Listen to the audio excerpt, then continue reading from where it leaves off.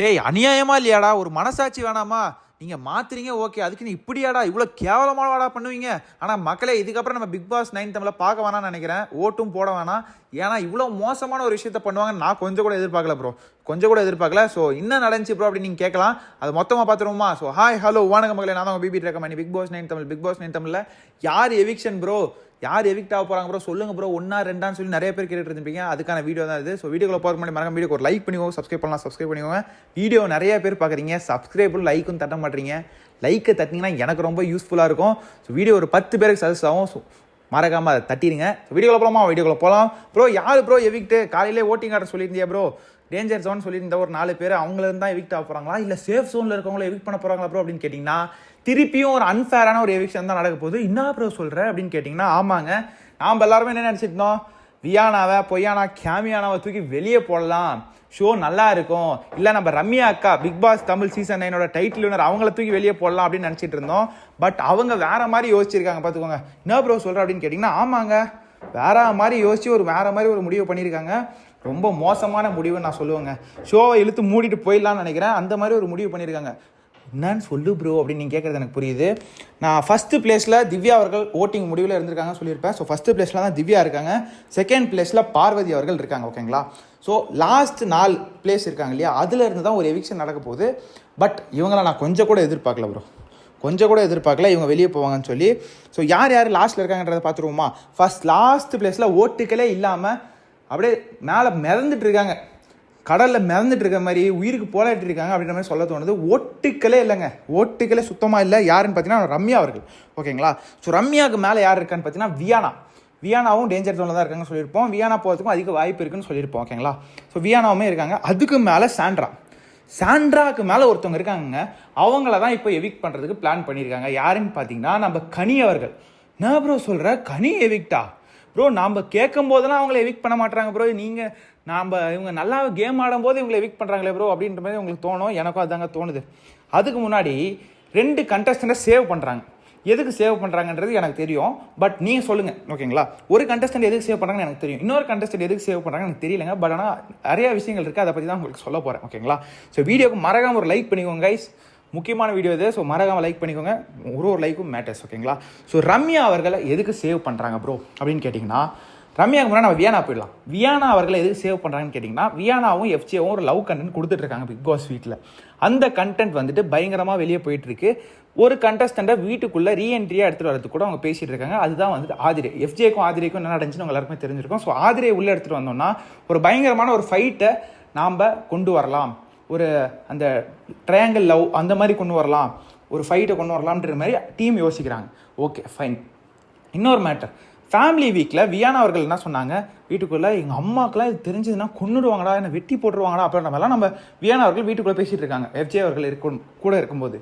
அதுக்கப்புறம் இப்போ என்ன ரேஞ்சுக்கு வந்துட்டாங்கன்னா, பார்த்துக்கலாம்டா, என்ன நடக்குதோ பார்த்துக்கலாம், அதான் வீட்டில் பேசிக்கலாம்டா அப்படின்ற மாதிரி ஒரு ரேஞ்சில் இருக்காங்க நம்ம வியானா.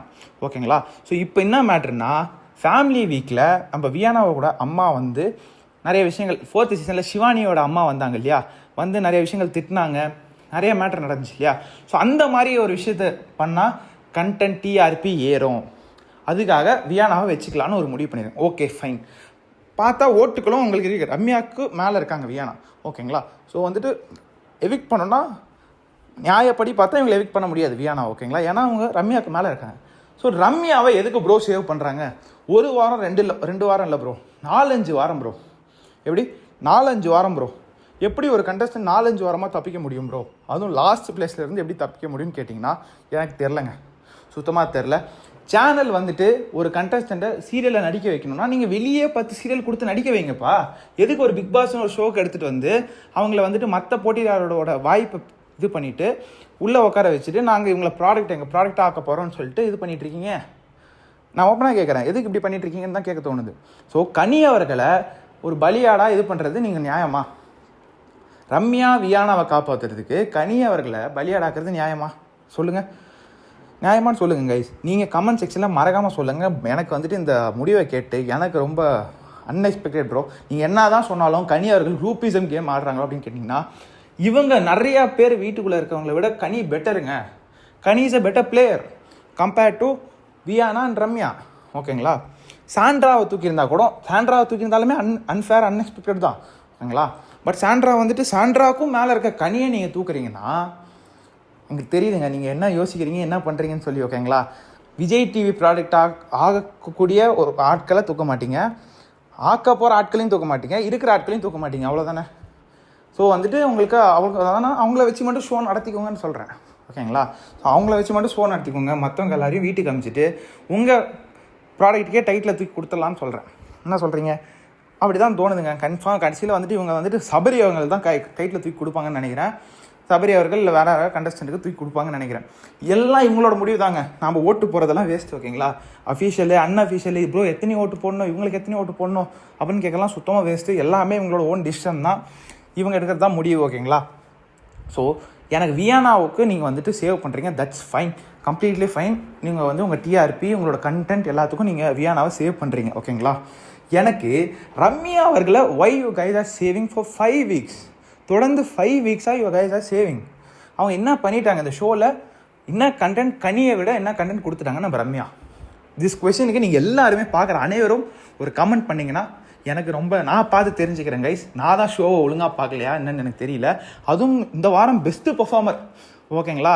அடுத்த வாரம் கேப்டன் ஆகிடுவாங்க ஓகேங்களா. நம்ம ரம்யா அவர்கள் கேப்டன் ஆகிடுவாங்க, டைட்டிலே கொடுத்துருவீங்க போல இருக்கே. ரம்யா ஜோக்கு டைட்டில் கொடுத்துருங்கன்றேன். பேசாமல் ரம்யா ஜோ அவர்களுக்கு பிக் பாஸ் சீசன் 9 தமிழோட டைட்டில் தூக்கி கொடுத்துட்டு எல்லாரையும் வீட்டுக்கு அனுப்பிச்சிருங்கன்னு சொல்கிறேன். என்ன சொல்கிறீங்க? இதில் வர பெஸ்ட்டு பர்ஃபார்மருங்க. இந்த வாரம் அவங்க என்ன பர்ஃபார்ம் பண்ணிட்டாங்கன்னு எனக்கு தெரிஞ்சே ஆகணும் மக்களே, எனக்கு தெரிஞ்சே ஆகணும். சத்தியமாக எனக்கு என்னன்னு தெரியல. அமித் அவர்கள் தர்மலிங்கம் கேரக்டரில் எப்படி பண்ணார், பிரஜன் அவர்களுக்கும் நீங்கள் கொடுத்துருக்கீங்க, தட்ஸ் ஃபைன்.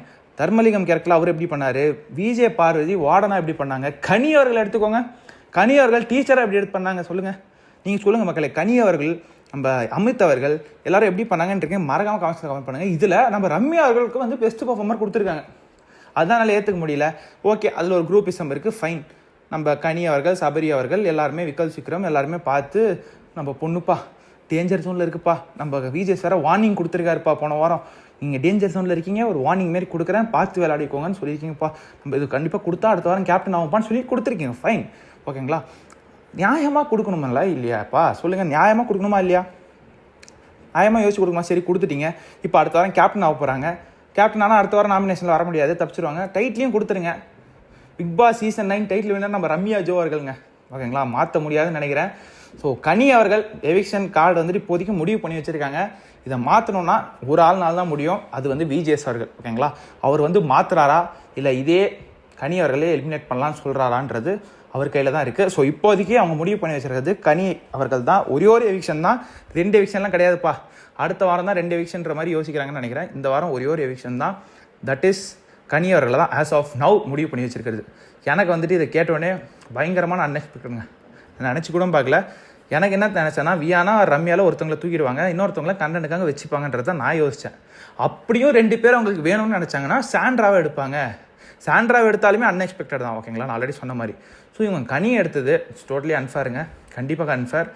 நம்ம விஜய் டிவிக்கு டவுன் சொல்லிக்கலாம். ஸோ நீங்கள் மறக்காமல் கமெண்ட் செக்ஷனில் கமெண்ட் பண்ணுங்கள், இது வந்துட்டு ஃபேரான டிசிஷனா இல்லை அன்ஃபேரான்றதை கண்டிப்பாக சொல்லுங்கள், நான் கண்டிப்பாக பார்த்து தெரிஞ்சுக்கணும். அதுவும் ரம்யா ஜோ இந்த ஷோவில் டே 1லேருந்து என்னெல்லாம் பண்ணாங்க, இந்த ஷோ வந்துட்டு இந்த ஷோக்கு கண்டென்ட் என்னெல்லாம் கொடுத்துருக்காங்கன்றதையும் மறக்காம கமெண்ட்டில் கமெண்ட் பண்ணுங்கள்.